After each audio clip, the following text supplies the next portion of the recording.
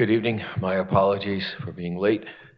Um, We're here tonight to go over the draft Norwich Master Park Plan, and the floor is yours. Hi,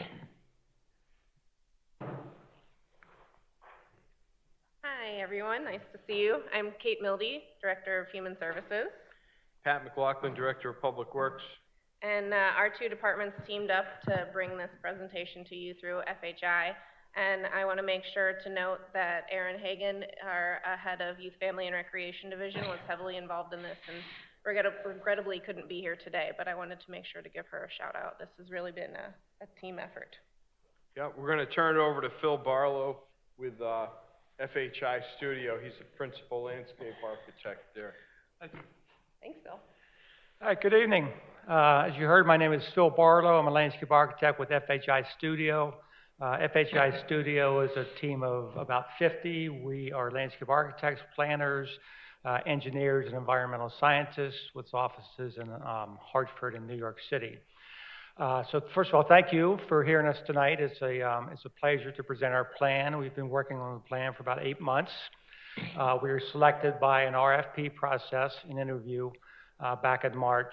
The plan has been presented to the working committee along with the planning department. We've addressed comments they had, and this is the draft plan we'll be presenting to you tonight. So this is a team that worked on the plan. About half of us are here tonight. With me is Kevin Rivera. Kevin is a community engagement specialist who did most of the community engagement and community input work. Andy Lau is with us tonight. Andy worked on the project with the team as well. Mary DeHaze is not with us. She is a senior landscape designer.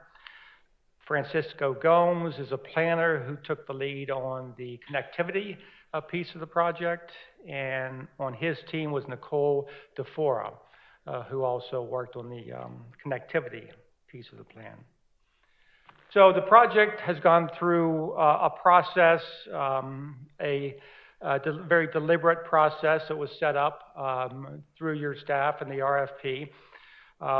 Public input, we had a rigorous public input phase, public engagement that Kevin's going to tell you about in a minute. We had a vigorous research component. We studied files in the Human Services Department as well as DPW, so we learned a lot about past efforts that Mark and I are just talking about through that effort. The planning involved at least 2 visits and many more to most parks, looking at the parks, analyzing them for the condition of what's there, what's missing, what's good, what's bad, and what to move forward with. We went from there to an analysis and design phase, and then we're going to give you some implementation strategies for this plan. We looked at a lot of park metrics in putting our plan together. One of the metrics that we look at closely in a parks plan is parks available within a 10-minute walk from your citizens. We worked with ESRA. ESRA is a GIS research company that provides a lot of environmental, social input. National Recreation and Parks Association has metrics, as well as the Trust for Public Lands. So the next few slides you're going to see were garnered through that process. But what you can see here is the green are your parks, and you see Mohegan certainly predominant there. The light green is areas that are within a 10-minute walk. And so what we found is that most of your population, or a great majority of your population, is within a 10-minute walk. So that's a good thing to start with. On the chart, you see the dark purple areas are areas that are not within that 10-minute walk, and perhaps that connection can be improved, and everything to the west, the light purple, are low population areas that have a park service. We also looked at things like park acreage by city, and you can see in this graph Norwich on the top compared to other cities in Connecticut in the region. For instance, Waterbury is second, has much more parkland. Middletown has about the same. New London has less, but yeah, anyway, a good observation to have. The chart below that is acres of parkland per 1,000 people in the city.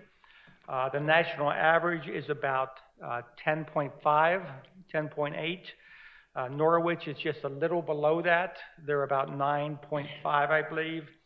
And you can see there how, again, some other cities stack up, some less, some more, but, you know, we're not far from that striking distance. And then we looked at specific facilities, how your ball fields hold up. And these are metrics that are provided by the National Recreation and Parks Association, and it's a number of facilities per population, and it's different graphs. Some are per 10,000 residents, some are per 5,000 residents. But you can see, you know, what jumps out at you, the tall graph, that's basketball courts. Norwich has many basketball courts for its citizens, 14 compared to the national average of 8, but then we fall below that in things like pickleball, cricket, and volleyball. So again, just a good starting point to understand what we have and what we need. So Kevin, you want to talk about our community engagement?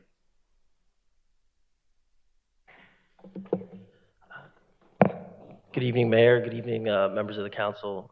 My name is Kevin Rivera. I am a public engagement specialist with FHI Studio, working in partnership with the city on this project. And when we began these efforts a little over 8 months ago, your staff really gave us a mandate. And part of their mandate was that the community really needed to be at the center of this process. And so Kate and Pat and Aaron, who couldn't be here tonight, really sat us down and said, we really want to make sure the community is engaged throughout this process. And so that really excited us, because that's, as a company, that's something that we do, you know, across New England, across the state. And so we worked with them to identify neighborhood groups, neighborhood events that we can attend to and really engage the community on this effort. So we attended events here such as the Juneteenth Community Cookout, where we brought boards and we sort of asked folks, we said, hey, you know, what are some of the things you want to see in your park system? What do you love about your park system? What's something that could really be improved? And so we really tried to engage a diverse set of the community members, and we held focus groups with different neighborhood committees. We held focus groups with the Greenville neighborhood community. And I see Judy post here, and so Judy, thank you for your time throughout that. We visited Jenkins Park with the Blooming into Greatness group and spent some time with LaShawn there and her group, really to try to listen, to try to get a sense of priorities that could really guide this plan. So I'm just going to talk about some of the things that we did here. One of the things we heard a lot when we engaged members of the public and we said, hey, you know, like, what do you think about Norwich's park system? And one of the first things they would always say is, well, Mohegan Park is really nice, right? And Mohegan Park is a beautiful park, but there's so many other parks across the city. And so that's one of the things we really thought about was sort of the quality of access to parks across the entire city. We heard a lot about, and we just had the warmest summer on record, is really the need for splash pads and ways to keep people cool during warm days, sort of just a place where people can cool off. We heard a lot about the need for park furniture, places where people can have a picnic and sit and have a meal, tables, places where people could really sit at. We heard about the need for more community programming across the parks. And then we also just heard that people are generally happy within the park system, and that there's a lot of room for improvement, and that the park system really is something that residents across the city really do care about. So a lot of this we'll sort of see throughout our assessment. We also built out a survey and made that available on Norwich 360, understanding that some of the focus groups, some of the public events, we may not be able to engage everybody. But with the hopes of a survey and getting that out, that gives an opportunity to people to access it at any time. So these are some of the other comments that we've heard about accessibility and sidewalks to parks, making use of riverfront space, and then equipment space as well. So Norwich has an incredible community of people who really care about the park system, and Phil will go into a little bit more of the conceptual plans to build upon that and improve it. And I'm happy to take questions towards the end on some of our public engagement efforts. Thank you. Thanks, Kevin. So as Kevin said, we do a lot of public engagement, and we really did find your citizens to be forthcoming and really a big help in the process. So the first step was park assessments. Again, we visited each park, of course. We did research with the files, and also at your local Otis Library, local history room, had tremendous resources that helped in the plan. For each park, we did a graphic like this, where we identified all the existing facilities. We identified things like environmental impacts, floodplains, existing vegetation, parking, access, accessibility. ADA accessibility was looked at. And then we put that all into a chart and rated each facility and each element in that facility as good, fair, or poor with comments. So what do we find what is missing? Initially in our assessments, we found that there's really not a lot of trees and shade in your parks, surprisingly. And that came up in the engagement, that people need shade, and we all know that's getting more and more important every day. Park furniture, as Kevin mentioned, connectivity, getting from one park to another, or getting from your neighborhood, your home, to the parks was a challenge in places. Consistent signage. You have a great sign system, but it's not carried through in all the parks. There's some discrepancies. Play areas for 2 to 5 year olds. We didn't see a lot of that, and we heard that in comments too, that there needed to be play elements for the younger kids. Accessibility is lacking in most parks. ADA accessibility is not meeting current standards, and that can certainly be improved. And water, as Kevin mentioned, there's a need for water, kind of in all forms. What I call the elephants in the room, we heard again and again. Water play. We all know a public pool is needed. That's coming. That's outside the scope of this study. Turf fields. We need a turf field. That was mentioned again and again and again. And Mark, the city's been talking about that since at least 2008. And one of our studies we dug up had that as a goal. And dogs. People really want to bring their dogs to the parks. So that's a relatively minor thing, but we did hear that again and again. So now I'm going to walk you through our concept plans. There's 31 parks, so I'm going to do a kind of an executive summary style. At the end, we'll have time for questions and any follow-up, but we'll give you a broad view of what we're looking at and then talk about a couple other things. All right, starting out with Oakham Park. Oakham Park is half of us in the floodplain. There is an existing field. There's a playground, basketball court, a nice picnic area. There's a kayak launch, kayak boat launch, and a small parking lot. And this, by the way, this format will be consistent through the 31 parks. We'll look at existing conditions, and then we'll look at what's being proposed. So our proposal is to renovate that field, refresh it, if you will, revigorate the turf, improve the drainage, improve the under drainage, and really make it into a more usable field. We would like to upgrade the playground, put that 2 to 5 play area in there, along with some other play elements. Renovate the basketball court, keep the picnic area, improve the boat launch, and put a river trail along the waterfront there that parallels that existing path.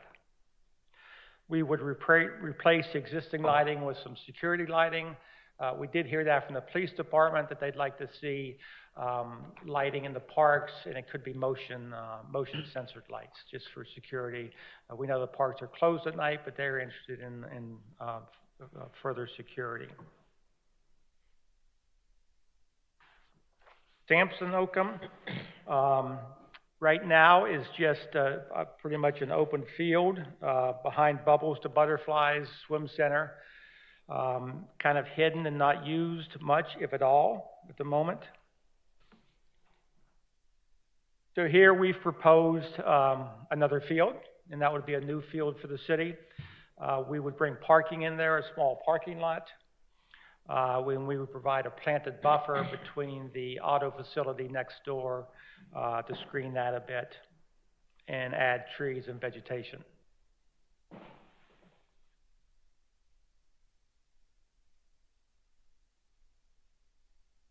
And just tell me if I'm going too fast or not fast enough.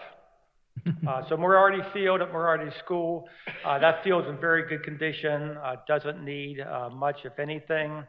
The existing baseball field. We would improve the accessibility, put in an ADA path there from the parking to the dugouts and to the bleachers. There's some minor problems on the infields that needs to be corrected. We would connect a multi-use trail to that would connect with some of the other parks that you'll see in a minute. We think that could be a really nice trail system to connect a lot of your properties. Just an FYI, there's a schools building project that's going in there, and the fields are going to be renovated as part of that Excellent. project. Okay, let's just save some money. All right, Taffville Park. So Taffville, behind the fire station, has a basketball court, a play area, a pavilion, and a small trail that goes around the facilities. We think that it's a great little property, but we think it could be improved. This is one of the parks where we've proposed a splash pad. So that would be a great benefit to this neighborhood. We would add some parking to make that parking a little bit bigger. We would renovate the play area, and we would expand that path there, that path trail going around the park, along with kind of a consistent theme is additional tree plantings in the park. We would also add pickleball courts here. I'm sure you all know the great demand really across the country for pickleball courts. This would be a good location, we think, to put 2 courts in there, along with the existing basketball court.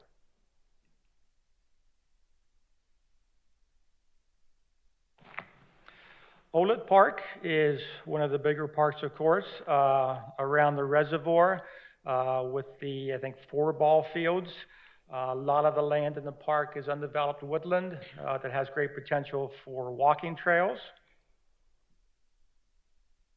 And the plan here would be, again, the fields are there, the soccer field and the 2 softball fields, in pretty good shape, but they would definitely benefit from a refresh.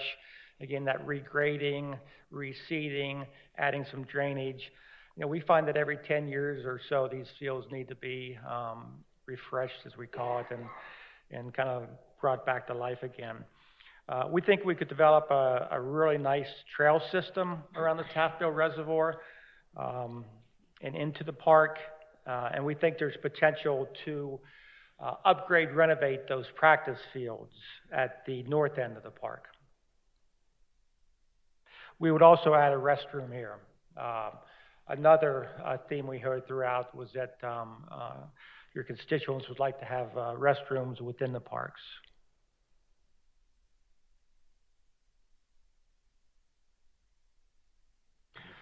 Fairview Reservoir now is not open to the public. There's a small parking area at the south entrance, but otherwise not developed. Again, another opportunity for some great hiking and mountain biking trails throughout that land surrounding the reservoir. Now here we could make a connection to Taffville Reservoir and the park, as well as Moriarty School. So that could be a connected system that serves a lot of uses and has a pretty good length to it. We would add a kayak launch within the reservoir area.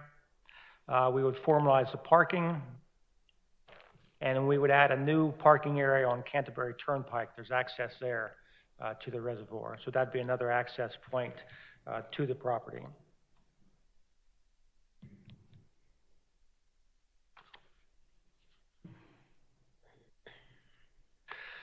Bean Hill is one of your historic greens, certainly a historic property. Essentially just the open space with green now, and we'd go lightly there. We wouldn't do much. We think it could use pathways around the periphery, along with more tree plantings and some renovation of the turf. But no big changes there.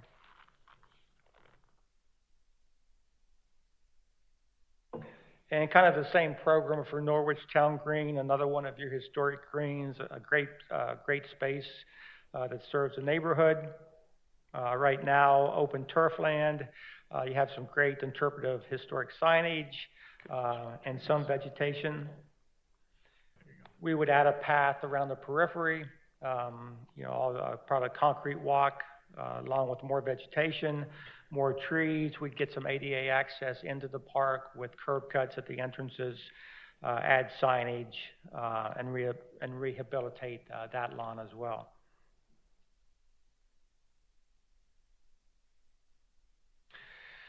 So the skate park is in fairly poor condition. We would renovate that. I think it is fixable, if you will. With some funds, and it's I think it's a good design. So we recommend renovating that, improving the parking lot. I know that's been kind of sitting by the side for a while, so I think we can bring that back to life and make that a great resource for the mostly teenage kids. So getting to Fontaine Field. As you know, the soccer field, the walking path around it, very limited parking. Parking's kind of awkward. Here we make one of the big moves. We are recommending a turf field here. Again, this concept goes all the way back. I think it's 2008 when it was first proposed, but I know it's been talked about for many years. Every community we see that builds a turf field does not regret it. It gets great use, and I'm preaching to the choir, but it opens up the opportunities for your athletics. So we think that's a great place for it, a great location. Along with that would come some ancillary improvements of, again, accessibility, parking, and vegetation.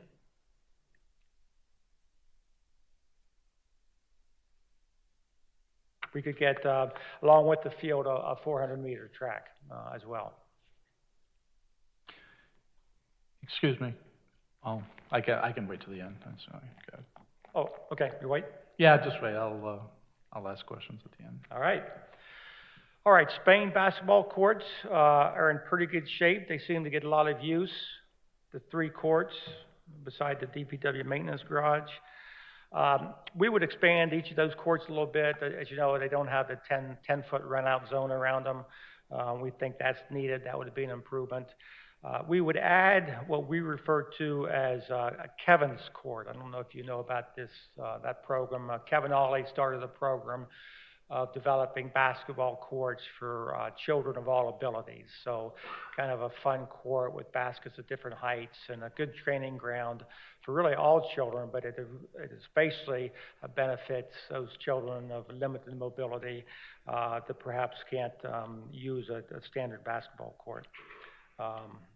And then, as we know, we have a new parking lot across the street. We need access from there into the property.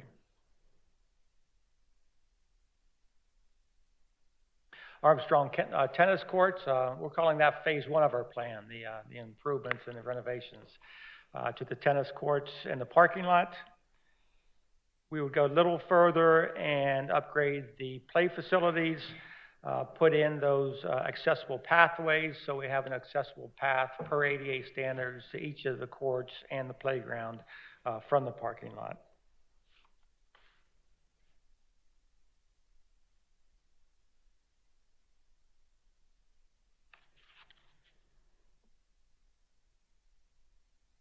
Depina Field, in good shape, not a lot to do there, except again, you're noticing a theme here.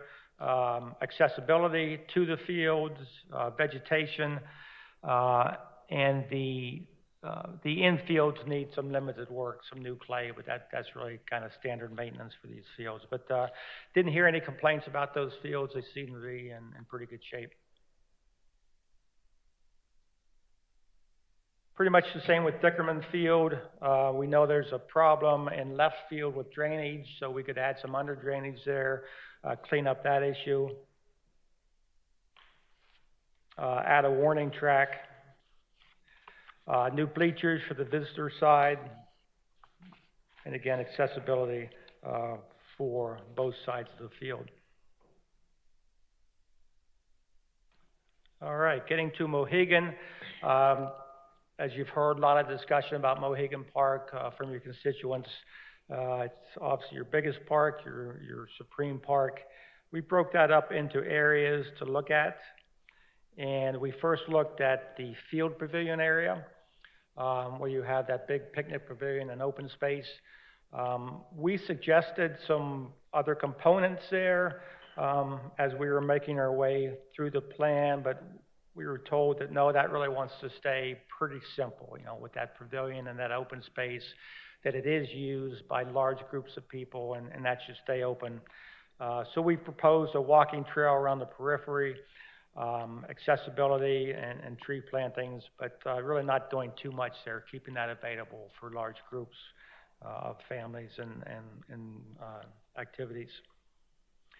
At the beach in the pavilion, again, pretty good shape. We've proposed, again, kind of more maintenance than anything, but adding sand to the beach area.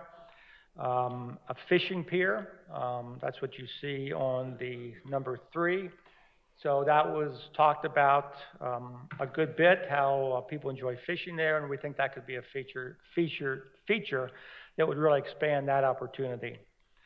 The Lakeside Pavilion, we've suggested a renovation on that. It's in pretty good shape, but it could use some funding. And then get some vegetation into the parking lots and a new multi-use trail around it. Lots of opportunities in Mohegan Park to expand those trails. Again, not only for hiking and walking, but also for mountain biking.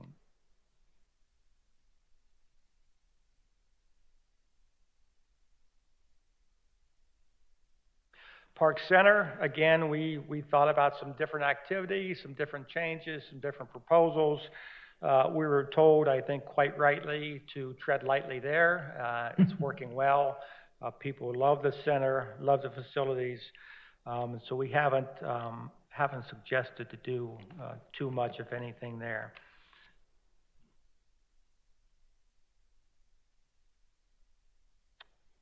Same thing in the lower pond area.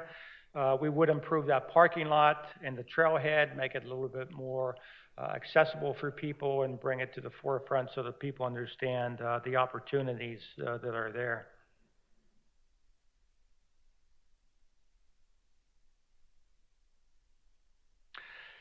We grouped the Rose Garden and the water tower together. The Rose Garden's in good shape. Just keep up the good work, keep the continuing maintenance. Some of those park structures are, 80, 90 years old now, so they could use, again, a refresh, a little maintenance, but nothing really large amounts of funding. And then at the water tower, we would bring in some parking there for that basketball court. It actually gets used quite a bit, we found, and refurbish that basketball court.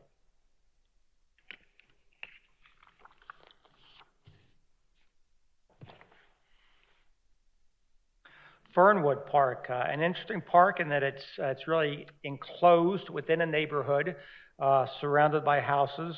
Right now we have a basketball court, really some leftover paving that doesn't seem to be used for anything, a playground that could use some loving care, and then open space. So we think this is an opportunity to really bring some services to that neighborhood. We would expand the playground, move the move the basketball court to the north, where it's away from the houses a little bit more. Everyone thought this would be a great spot for some community gardens, so we've included those, along with some parking. It currently doesn't have any parking. We would bring in a small parking lot off that cul-de-sac. And then also a new entrance, pedestrian entrance off of Beechwood.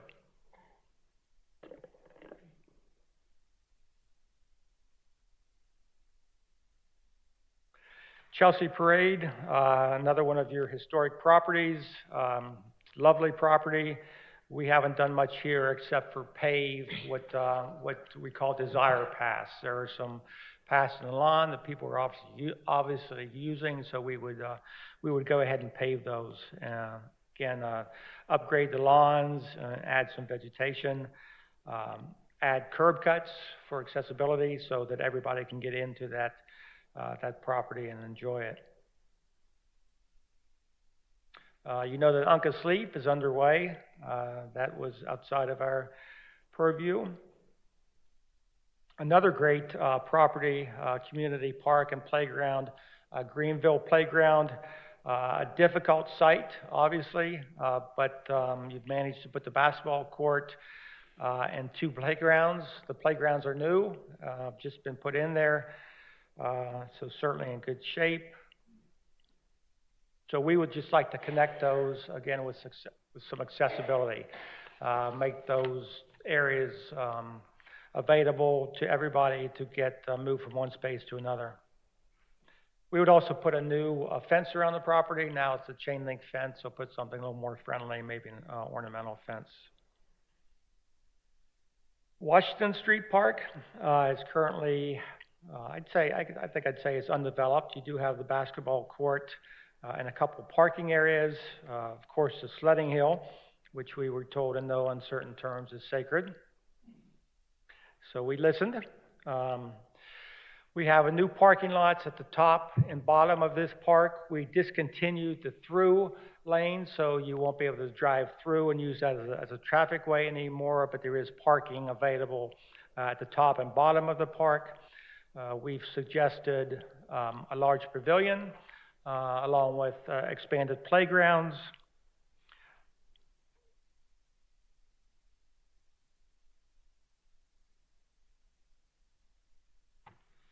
Lake Street Park, very similar to others in that it's landlocked, if you will. It's surrounded by properties, almost like people's backyard. Right now, it has a small playground. It has what looks like an underused basketball court, and then some open lawn space.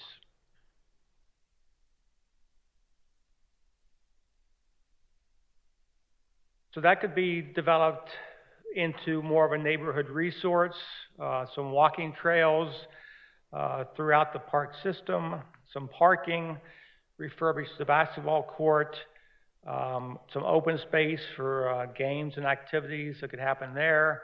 And then we opened it up with some additional pedestrian entrances into the park from Boswell Avenue and also from Lake Street. So, keeping that neighborhood park feel, but then making it a little bit more accessible and usable for those residents.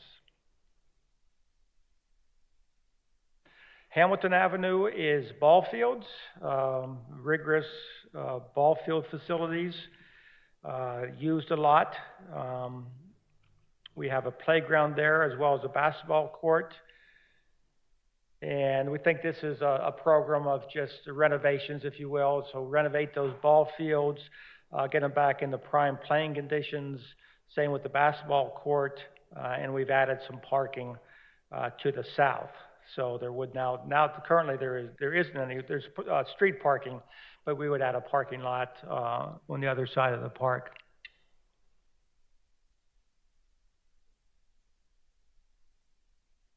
Little Plain Park, you've seen the recent improvements with the renovation of the fence. We would just go one step further and add some crosswalks, add some pathways within the park up to the monument, and rehabilitate the grass along with some tree plantings.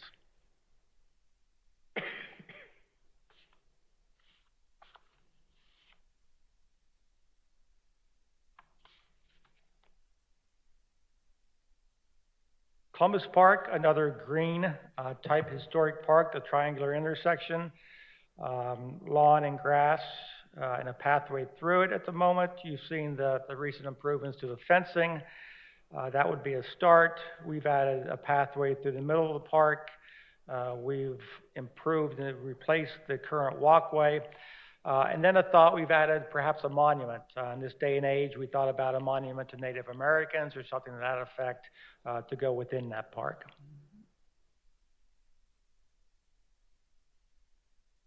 Jennings Field, interesting piece of property right on the riverfront, Shetucket River.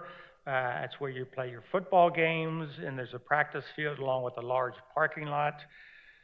Again, we borrowed from the old master plan, some old plans.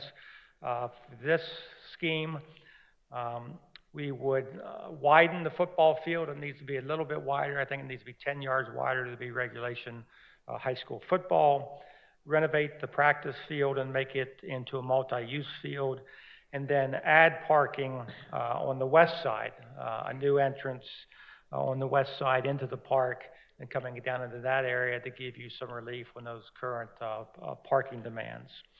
We'd also add a kayak launch. I think that'd be a terrific place for some water activities to add to your water trail, and put in a walkway along the waterfront, the length of that park.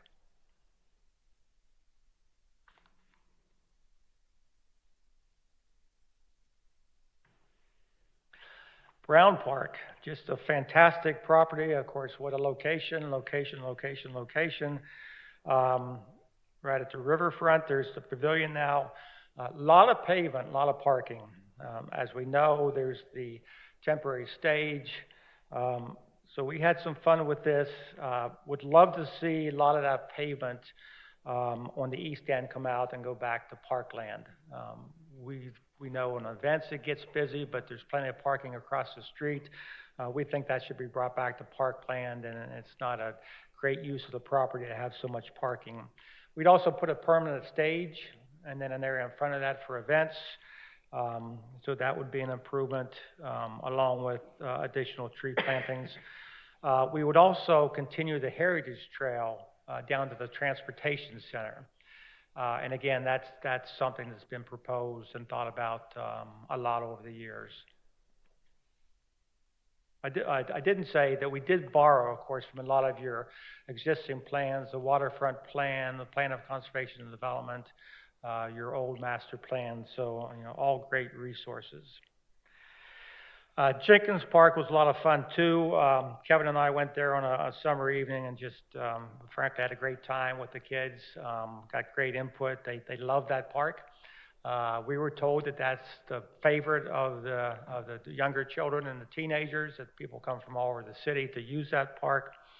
Currently, there's a basketball court for the night basketball and other events. There's the abandoned baseball field on top of the hill, and then there's a lot of open space. So this is where we've added the second splash pad. We think it would get just a lot of use in that activity in that area. We've added a pavilion, which we think would get great use. Renovating the tennis courts, one tennis court, but then putting pickleball courts on the other side, we think would get lots of use. And then making that upper hillside area really into more of a field, a multi-use field for practicing games, informal pickup games, and things like that. We would also add a bathroom, which was universally talked about in our time there. We had a vigorous discussion on the benefit of double rims also, so Kevin and I are now experts on that. Right, Kevin? So again, it just was really great to see all those kids using that park. Kind of a problem child, if you will, the Fitzgerald baseball field, again, hidden behind the streets, behind the auto facility. baseball fields abandoned along with the concession area. We'd like to take the baseball out and make that into a multi-use field. Certainly probably wouldn't be a premier field, but it'd be a field that could get use, could have games, and certainly practice. We would add some parking there. Be a challenge, but we think it can be done to make a lot better use of that property.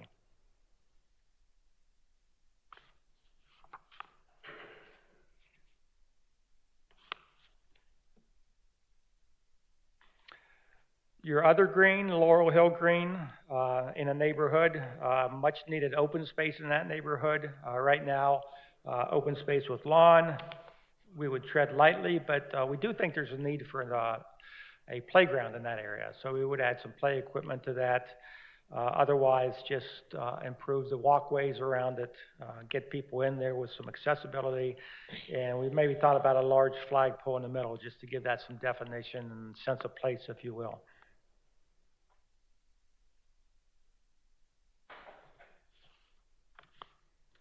The Elizabeth Street Playground currently has a play area, and then the open space lawn for activities.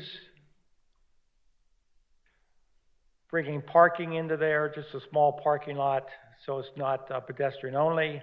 Adding a pretty large play area, and then improving that turf and that open space so it can be used for lawn games, walking, just informal, relatively passive activities. Thinking about Mohegan Park too, that we heard time and time again that you know, people like the park, they like the way it is, they didn't want too much to happen there, they like the passive activities, and weren't in favor of any big changes. Thamesville Park, the basketball court. Keep it simple here. We would bring in, again, some parking and a play area, a new play area, but then otherwise keep it pretty much as it is now.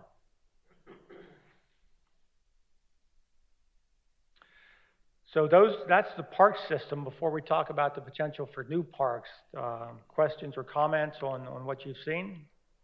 Yes? Just real. Turn this back on. Regarding Fontaine, which was always a bugaboo of mine, I know at the time we talked about having access, having that be a multi-use field. And, we were talking about the turf option and maybe even moving some of the football operations up there because of the issues we have with Hamilton Ave, trying to keep the turf up there, the natural turf up there. Yep. So I don't know if that was a consideration or not. For Fontaine.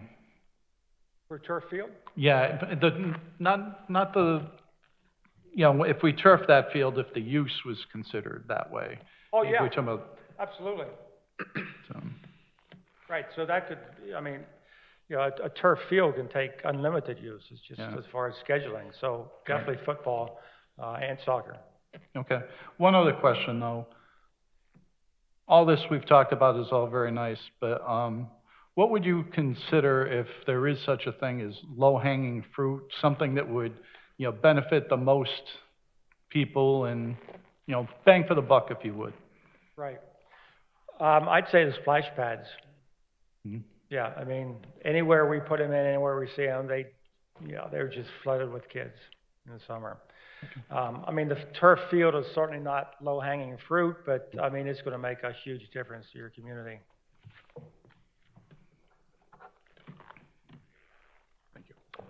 Please continue. Okay, thank you. So we thought about also some areas that you could put new parks in. It's been talked about the Cape Hart Mill site. And there's been some concepts developed. That would be a tremendous riverfront park. There's a piece of land in the southeast portion of the city, owned by the Mashantucket Pequots. It's a large parking lot, you probably know it. I don't think it's used much, if any, anymore. If we could acquire that, that would make some great parkland in that part of the city.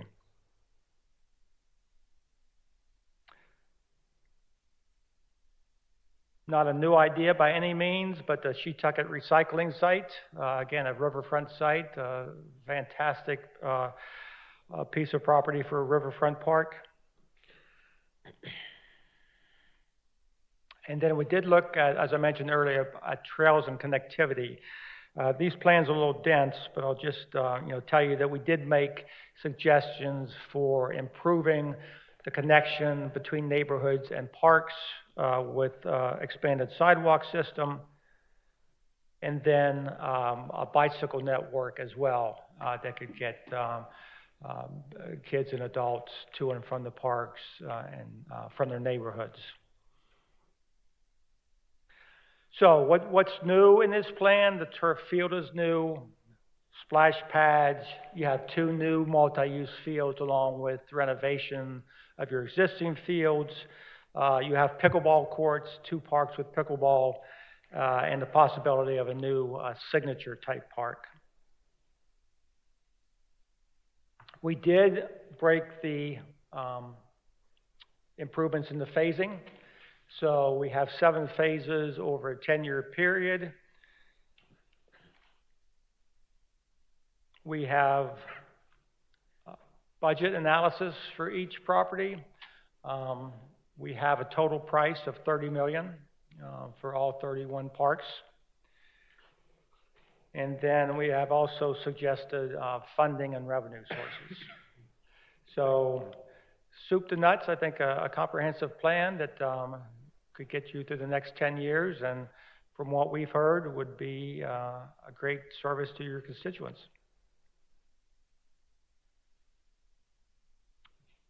If I may ask, your next steps, since this is a draft, you're going to formalize your recommendations, then forward them on to us? Are you going to do that including a public comment opportunity before that comes back to us? Or you're looking for public comment following the submission?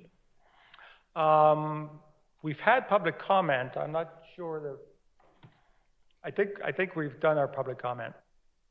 Okay. So the next steps would be to incorporate any comments we hear tonight and then bring it to a final plan and get it to you.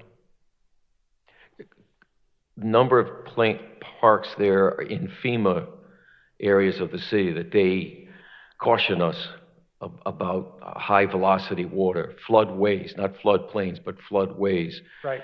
The one down in Thamesville, for example, rain such as today, I'm going to guess that park was probably underwater today to some degree, because it usually floods, goes right across the stone wall. It would cascade down into the Shipping Street area. I don't know if that occurred, but I've seen the damage that it's done in the past. What are the regulatory obstacles with FEMA in proposing things like a turf field, for example? Are you aware of those, or can you point us to information where that can be found? Oh, sure. So I don't believe Fontaine is in the flood zone. No, I was speaking specifically of the one in Thamesville. Oh, gotcha. So we've been careful to certainly not put, nothing's in the floodway that we've proposed. We've been careful not to put any structures in the floodplain. We do have some athletic fields, which can be a pretty good use of the floodplain. We can't fill it, right? So if we do fill anything in that floodplain, we have to provide what's called compensatory storage. So basically, if you put a pile of dirt here, you got to scoop out a pile of dirt here. But certainly, with the right planning and right design, it's doable. We wouldn't put anything like a playground in a flood zone, but something like a sports field, I think is appropriate. All right, thank you. Other members, questions at this time? Just are we going to get a copy of? Okay. Go ahead, Stacy, your hand went up. Are we going to get a copy of this or a flash drive of this Tonight? presentation? Yes. Okay. Sure. Sure. Yeah, we can definitely provide the entire draft. Just a portion of it. There's an entire enormous file we can Yeah, it's a, yeah. I mean, I think use the presentation today, as the template, not the big master plan. What is that, 170 pages? It is, I mean, we could share it via hyperlink. Yeah, But, and that, of course, has the itemization, the charts for each one, the costs for each one. Click on it. Open. we'll figure something out. Yeah, and I mean, I can leave a flash drive of this presentation tonight if that's helpful. Well, we'll just put it into a file and send it, Okay, be the easiest way. sure. Our council's Alderwoman. pretty sophisticated now. Okay, Alderwoman Hayes, you had you. Just the question I have is, I saw some opportunities with some of the parks to have more connectivity, but I did not see that in your presentation. Yeah, that's, I didn't talk much about it because my term was the plan's a little dense, but, this is the connectivity plan. And when you get the full report, you'll be able to Okay. look at that and study it a bit. But we have connectivity suggestions for, pedestrian walking and also bicycle. Okay, thank you. Thank you. Any other members at this time? Thank you very much. Thank you. Thanks Thank for you. your time. Very comprehensive.